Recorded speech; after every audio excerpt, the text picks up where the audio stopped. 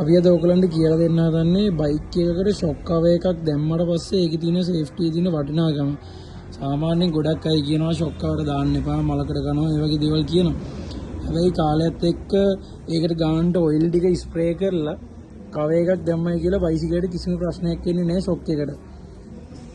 Service එකේදී හරියට oil ටික ස්ප්‍රේ කරලා කවරයක් දාගත්තට පස්සේ මෙන්න මේ විදිහට සේෆ් වෙනවා. දැන් මේ මාස 3කට පස්සේ අපි ගාවට සර්විස් එකට ආව බයික් එකක් අපේ මුලින් සර්විස් එක කරලා ඊට පස්සේ ආපු බයිසිකල් එකේ මේ තියෙන්නේ වැදිච්ච මඩ වැලි මේ කිසිවක් කවර් එක ගැලවුවට පස්සේ ෂොක් එකට වැදිලා නැහැ. එතකොට ෂොක් එකේ සේෆ් එක හොඳටම තියෙනවා. අතන මේ වැදිලා තියෙන වැලි ඔක්කොම දූවිලි මේ ඔක්කොම වදින්නේ ෂොක් එකට.